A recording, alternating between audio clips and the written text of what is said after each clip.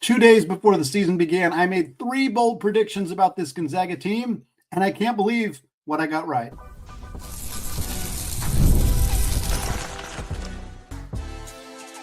You are Locked On Zags, your daily podcast on the Gonzaga Bulldogs. Part of the Locked On Podcast Network, your team every day.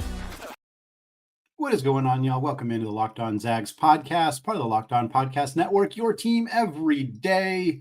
I'm your host and longtime Gonzaga podcaster, Andy Patton, here to bring you news and updates on all things Zag athletics.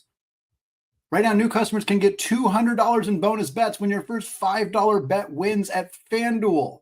Folks, it is the 3rd year in a row here on the Locked On Zags podcast where we are recapping our bold predictions. We do a bold prediction show, usually the episode or two right before the start of the season. And then every year at the end of the season, we recap those bold predictions. Typically, when I make the bold predictions, I'm trying to go extra bold, like not outside the realm of possibility, but like I don't expect to get more than one of them right. I don't really even expect to necessarily get any of them right. But I like to explain the thought process behind the predictions and at least be able to talk about why I think so-and-so is going to have a big year or so-and-so is going to have a big game or whatever it may be. And in the past, I've been horrifically wrong about lots and lots of things. I've also gotten lucky. I predicted a few years ago that Julian Strawther would have the first 40-point game for the Zags in about a decade. And against Portland that year, he did have a 40-point game. That was a fun one. And this year, very happy to report that one of the predictions was entirely correct and another one was partially correct, but not exactly in the way that Gonzaga fans will love. We'll talk about that in a second. We're going to talk about Ryan Nembhard's passing. We're going to talk about some preseason thoughts about how many Zags are going to make the NBA and how we feel about that prediction now that the season is over. We also got a national championship prediction, which we'll talk about to close out the show. We'll start here talking about my first prediction. The episode, by the way, if you do want to go back and listen to it, it was the episode on November 1st, 2024. You can find it on YouTube. You can find it wherever you're listening to the podcast now. You can find that old show to hear what I had to say about these 3 topics. But my first prediction, which now does not sound very bold at all, to the point where it's almost kind of silly saying it as if it was a bold prediction, but it really was a bold prediction back in November. I predicted that Ryan Nembhard will not only lead the country in total assists, but he will also lead the country in assists per game. And he, in fact, did both of those things. As we know, an incredible passing season from Ryan Nembhard, one of the best really of the last 20 years in all of college basketball for Ryan Nembhard. The numbers that he put up this past year for the Zags, he again did lead the country in both total assists with 344 and assists per game at 9.8.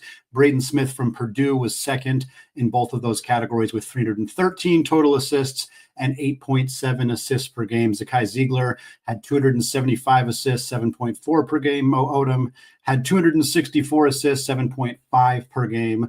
So those are kind of the guys right behind. Shout out Mo Odom, by the way. What an incredible season that he had for Pepperdine this past year. One of the most prolific passers in all of college basketball.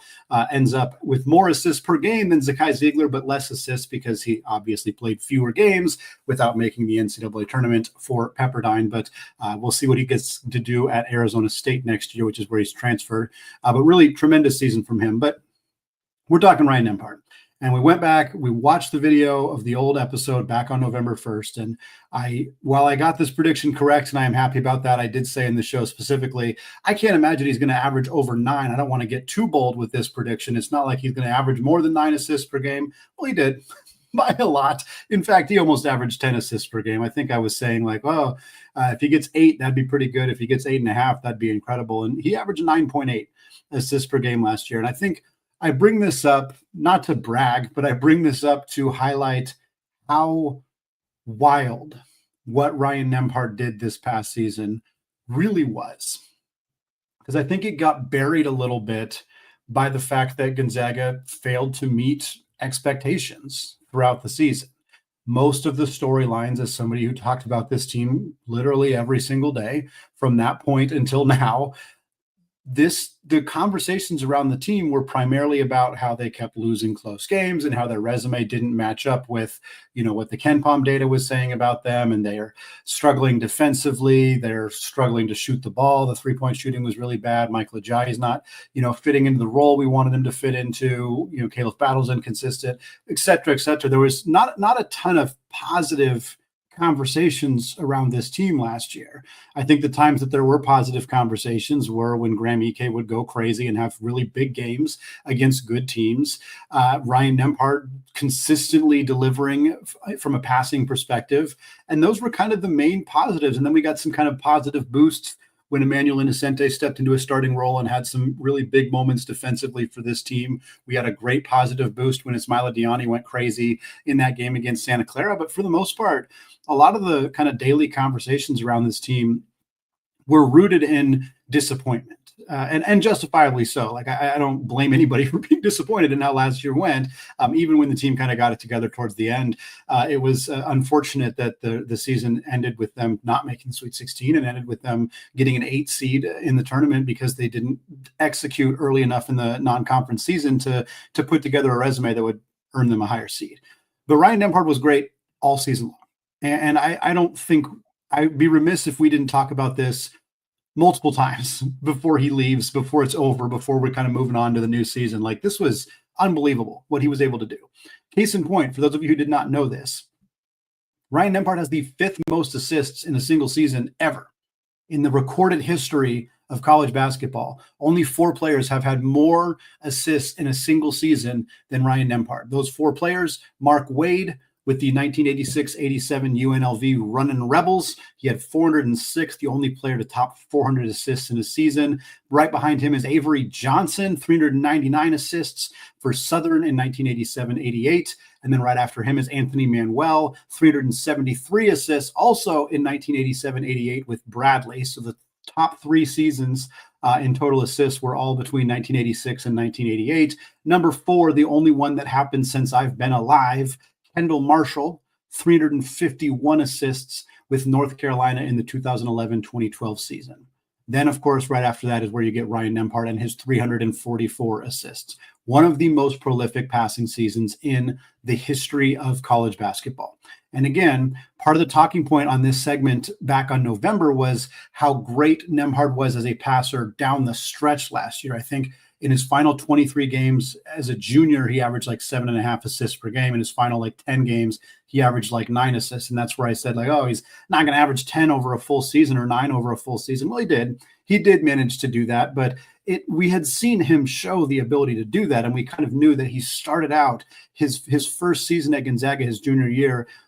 It took him a while to get adjusted to the system, the offense, his new teammates, like him and Graham Ike admitted, it took us a while to kind of find that rhythm. And so we kind of thought, hey, maybe coming into the senior year when they both have that rhythm down, when they both have already familiar with each other, maybe we'll see him go out and can, not have any of those lull stretches that kind of hurt his overall numbers from his junior year. And that's what happened. We saw, he was great right out of the chute. He had 10 or more assists, Nembhard did, in 8 of his first 11 games. And the games where he didn't, one of them was UConn, but the other 2 were UMass Lowell and Long Beach State, which was effectively because he didn't play very much in those 2 games because Gonzaga was able to rotate players out because they had such a huge lead.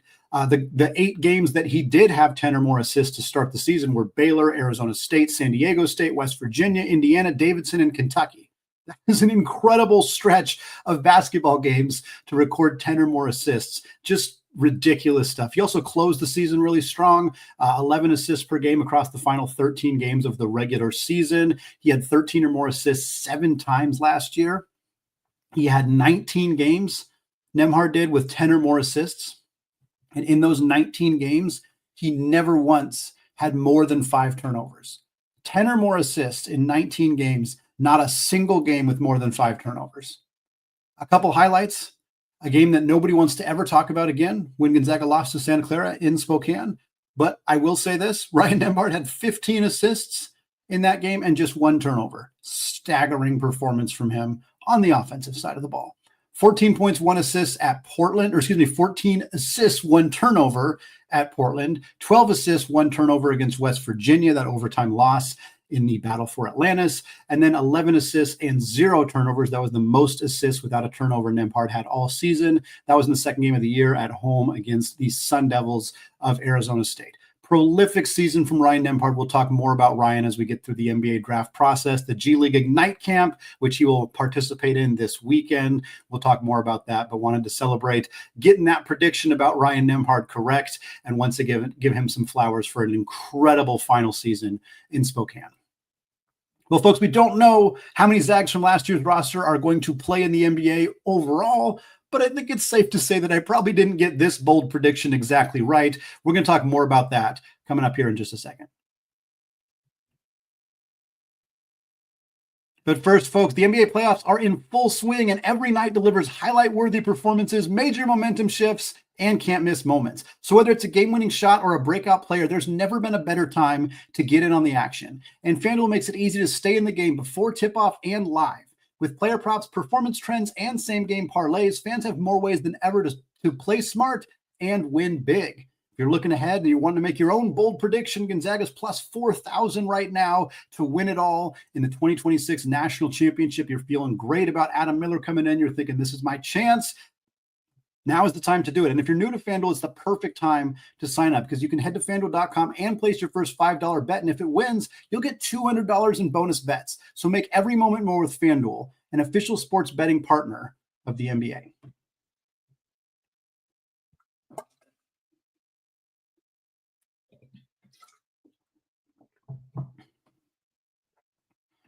All right, folks, segment 2, still Andy Patton, still Locked On Zags podcast. And we're still talking about my bold predictions episode from back on November 1st, 2024, couple days before Gonzaga's first game of the season against Baylor, which they won by 38 points. Glad we didn't do our bold predictions after that game because we would have gotten real spicy with those predictions at that point, although we'll get to the final prediction here to close out the show, which was pretty spicy as well, at least regarding Gonzaga. But the second bold prediction that I made outside of the first one about Ryan Nembhard's total assists and assists per game was about Zags in the NBA.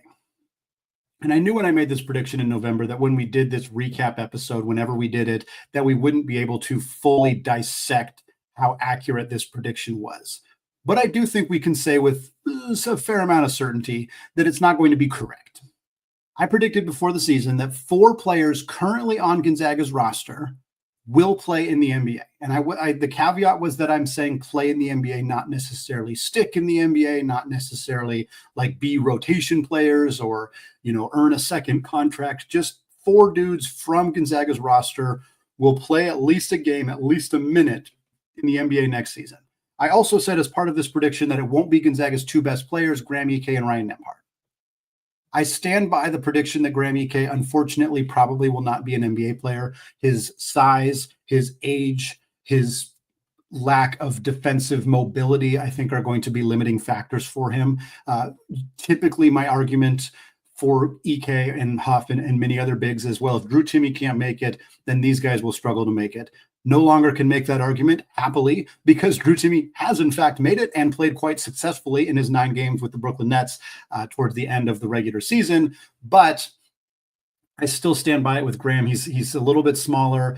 The length is just not really there to score as easily against NBA bigs. He's not a floor spacer. I know he's a decent 3-point shooter, but I don't see it sticking at that level. So I feel pretty good about that with Graham. However, Ryan's probably the most likely player on this roster to make the NBA, and his prolific passing season definitely helps with that. His bloodlines help with that. People are going to associate him with his brother, Andrew Nembhard, who is in the midst of another torrid performance in the NBA playoffs, just led Indiana to a huge win on Sunday night. He's just playing absolutely incredible basketball for Indiana. So I think that the prediction that 4 players from this roster not named Ryan Nembhard will make the NBA, I don't think that that's particularly likely.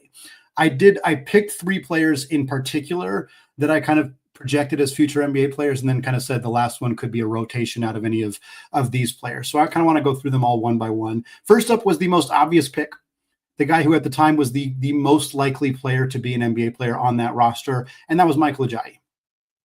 And I think that dream is, I do not want to say dead. I do not want to say the dream is dead for Michael Ajayi, but it's certainly dampened significantly.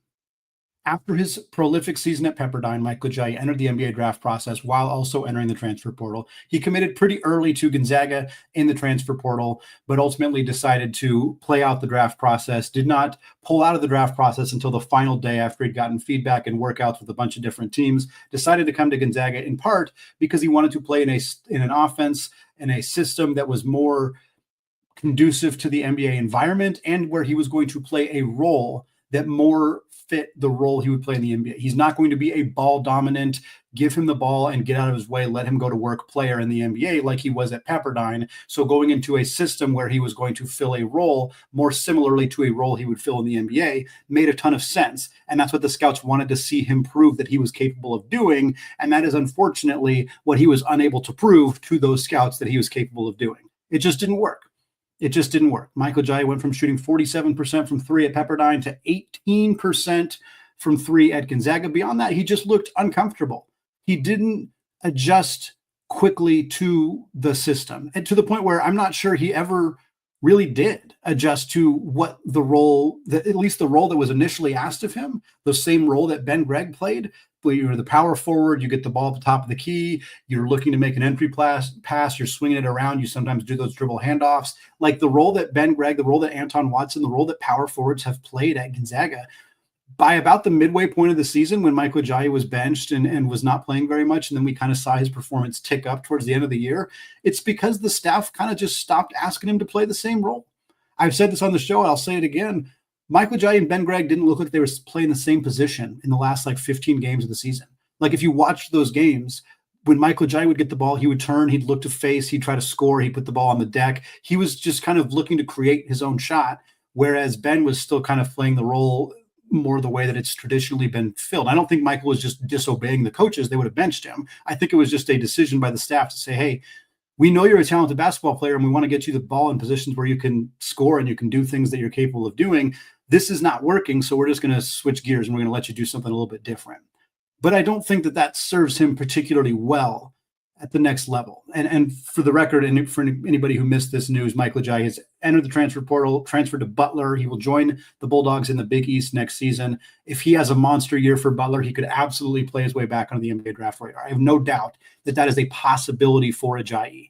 But right now, the likelihood of him being an NBA player, which was fairly high, at least playing in an NBA game at this time last year, has plummeted. Doesn't mean it's zero. Doesn't mean it won't happen, but it is very low right now. The other two players I talked about were the other bigs, Ben Gregg and Ismaila Diani. Ben Gregg, no. I mean, unfortunately, I love the kid. I absolutely love Ben Gregg. He didn't get invited to the Portsmouth Invitational Tournament. Nolan Hickman and Caleb Battle both did. He did not get invited to the G League Elite Camp. Obviously did not get invited to the draft combine. He has entered the transfer portal despite being out of eligibility, basically to keep his options open on the off chance that there is a blanket waiver that permits an extra year of eligibility. It's not going to happen. It would be a shocking development if that were to happen. Basically for Ben, he shot 37.7% 2 years in a row from beyond the arc as a 6'10" big, who's a good defender, who moves well without the basketball, who can shoot it and score around the rim, is a good offensive rebounder. He had a lot of kind of tangential skills that go towards being a modern big in the NBA. And then this past year, he shot 27% from three, and that really cratered any outside chance he had of being on draft radars. The defense is fine, but he's not going to be a mobile enough big to be a switchable defender in the NBA. If the three-point shooting is not consistent enough, I just don't see it happening for Ben. Ismaila Diani, I still feel pretty good about. The upside is just ridiculously high.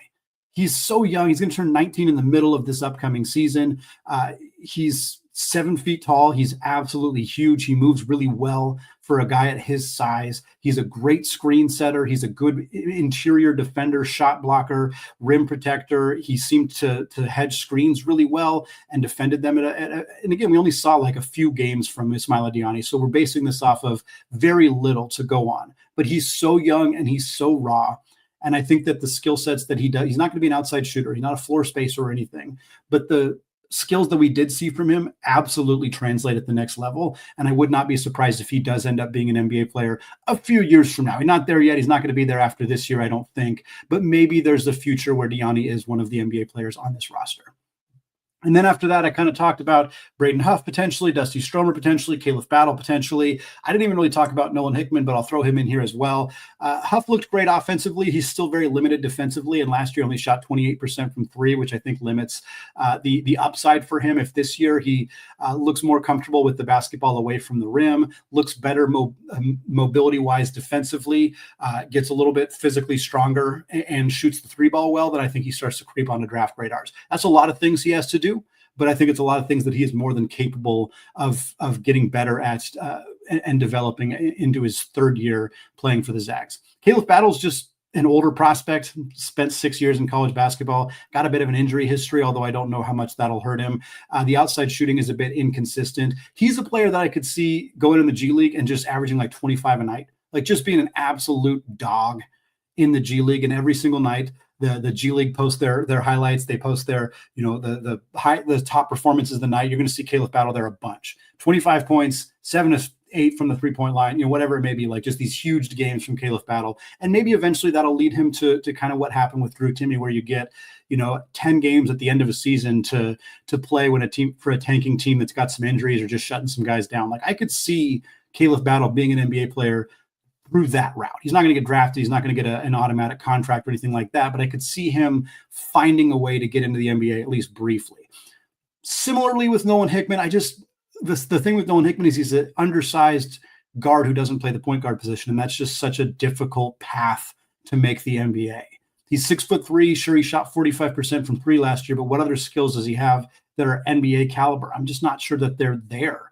And a good three-point shooter at his size is just not enough to make the NBA because it's such a competitive league with so many high-level athletes and talented players. So not really a knock on Hickman. Again, him and Battle both got invited to the Portsmouth Invitational Tournament, which helped get them in front of scouts. Neither of them parlayed that into an invitation to the G League Elite Camp, but perhaps they'll find a way to get a two-way or some kind of summer league invitation at least where they can play well in the summer and potentially keep their name on the radar for scouts. But yeah, at this point, looking at this roster and who was on it last year, I'd be fairly surprised if 4 players from last year's roster, when all is said and done, end up making the NBA. Maybe Ajayi does, maybe Battle sneaks in, maybe Nembhard does, maybe, but do all 3 of them plus somebody else, Diani, maybe? I guess it could happen. I don't want to say it's dead, but I think it's far less likely than I think I thought that it was going to be when I made this prediction initially back in November. Well, folks, I also incorrectly predicted that Gonzaga would play for a national championship last year. We went big, we went bold, we went with it. It didn't happen, but you're going to want to find out who I had them playing in my predicted national championship game. I'll tell you about that coming up here in just a second. But first, folks, scaling your business requires the right expertise and at the right time. And with Upwork, you can find specialized freelancers in marketing, development, design, and more, experts ready to help you take your business to the next level. Upwork gives businesses flexibility by connecting them with top freelance talent across multiple industries, including IT, AI, web development, and marketing. So whether you need extra hands for a project or a long-term partner, Upwork makes hiring simple and affordable. So posting a job is free and simple, and within one day, you can have multiple qualified candidates to choose from. So instead of hiring full-time, Upwork helps find affordable top-tier freelancers to scale your business effectively. Visit Upwork.com right now and post your job for free. That's Upwork.com to connect with top talent and grow your business today.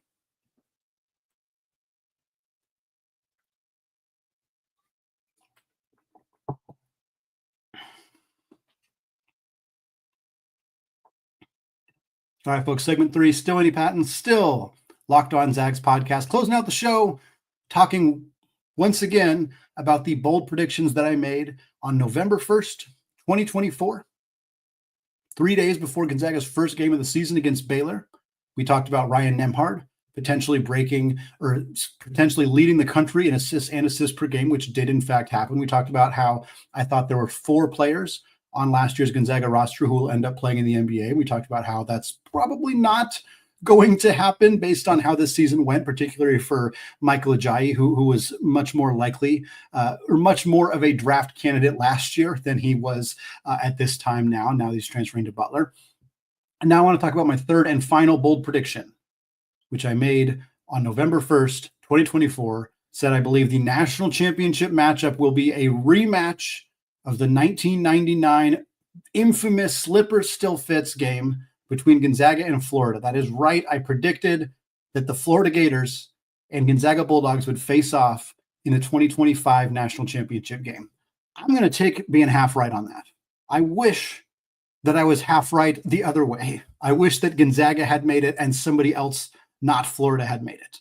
However, I'm still pretty happy with being able to predict Florida in the national championship game. And for those of you who are plugged into Gonzaga but weren't necessarily plugged into the rest of the college basketball landscape, or who certainly don't remember exactly how teams were viewed or perceived back in November, which is fairly reasonable, I think it's important to acknowledge that Florida was picked to finish 8th in the SEC before the season began. Now, the SEC, incredibly deep conference. Finishing 8th in the SEC means you're like a borderline top 25 team. In fact, Florida was ranked most of the season last year, so it's not like they were thought of as some completely unknown out of the blue team. They were considered a very good team coming into last year, but they were not a title favorite. They were not a title favorite. They were not a favorite.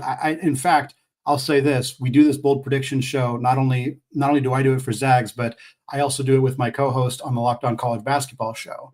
And one of my predictions for the college basketball show was that the SEC would break the record for the number of teams in the NCAA tournament, which also did happen. But I said on that show that I would think only one SEC team is going to make it to the Elite Eight, and I predicted that that would be Florida. More than one SEC team made the Elite Eight, so I didn't get that correct. But I did correctly predict Florida in the Elite Eight. And there were comments on that YouTube video, people trashing me. And I get it. That's part of the industry. I'm not trying to complain about that, but trashing me for saying that Florida is going to make the Elite Eight instead of like Kentucky or instead of Arkansas or instead of whomever. Florida won the dang national championship, folks, in case you were living under a rock for the rest of March after the Zags were eliminated. The Gators not only made the national championship game, they took home a darn trophy. Todd Golden, former San Francisco head coach, takes home the championship. I said during the show, again, if you go back and listen on November 1st, I said picking Florida to make the national championship is my boldest prediction on the show. I said it's bolder than picking Gonzaga, which at the time it very clearly was. The odds that Gonzaga was going to make the national championship were much higher than the odds that Florida would. And I felt that it was the boldest thing that I said on this entire show, and it ends up being the one alongside the Nembhard prediction that comes true. And I said on the show, I was hoping we could party like it's 1999, throw it back to Gonzaga versus Florida in the Elite Eight, or in the suite going into the Elite Eight, back. The slipper still fits, of course, the very infamous shot, Gus Johnson call. That was why I wanted this to happen. I thought that it would be a really fun kind of 25-year reunion. The fact that Todd Golden had familiarity coaching against Mark Few from his time at San Francisco. The storylines just felt very obvious between Gonzaga and Florida, and I really wish we'd gotten there. But unfortunately, as we know, and as we talked about already earlier in the show on the Ryan Nembhard segment, things just didn't quite click for Gonzaga. Mike Ajayi couldn't find his rhythm. Caleb Battle was very inconsistent. The three-point shooting was the worst in the literal Mark Few era. This was literally Gonzaga's worst three-point shooting team since Mark Few took over as the head coach in the Ken Pom era, dating back to 1997. And it was a collective effort. Ryan Nembhard shot it well from three. Nolan Hickman shot it well from three. That was it. Ben Gregg's three-point shooting dropped 10%. Michael Ajayi's dropped 30%. Braden Huff's dropped 10% or something like that. Like everybody forgot how to shoot. Everybody forgot how to shoot. It was Caleb Battle was inconsistent. Dusty Stromer didn't shoot it well. Like it was a huge problem. It was a huge problem for Gonzaga last year. They also just kept losing close games in agonizing fashion. Blew an 18-point lead against Kentucky. Beat UConn for all but the first 3 minutes of the game and the first 3 minutes of the second half, but that was enough for them to lose. Had plenty of chances to beat UCLA, but couldn't get it done. Lost in overtime to West Virginia. Lost in overtime to Oregon State. Gave up 103 points at home to Santa Clara. You all don't need this recap. I'm afraid I'm losing people right now talking about this. But the Gonzaga season was agonizingly frustrating. And it ultimately led to the committee not really knowing what to do with this team because their metrics, the computer metrics loved them. They had some momentum coming into the tournament, but their overall resume and the number of like good teams that they beat just weren't really there. Thanks to Baylor not playing very well, San Diego State didn't play very well. Like Indiana didn't play very well. Like a lot of teams they beat didn't end up being all that good. And Gonzaga ends up getting an 8 seed, which felt a little low, but they didn't really know what to do with them. They thrashed Georgia, but then couldn't hang on to beat a very, very good Houston team. Meanwhile, Florida just was great. I mean, they passed their gauntlet. really, really difficult games in conference play. They won the SEC tournament. They flew through the NCAA tournament. Walter Clayton Jr. went on a historic Kemba Walker-like run for the Gators. Didn't do a ton in the championship game, but they got it done with other guys. Just a tremendous, ridiculous season for the Gators. Was so happy to see this come true. Was so happy to have gotten part of this prediction right. I was happy that I was high on the Gators before others were. It always feels good to be able to get something like that right. I sure wished it was about the Zags. Trust me. I wish that this had been flipped, that Gonzaga had been in this game instead of Florida. Yeah, Gonzaga did not beat Houston. They needed to in order to be in this game. But, man, they would have played them really, really close. Would have been fun to see that happen. But it is what it is. Very, very happy to have gotten the Ryan Nembhard prediction correctly.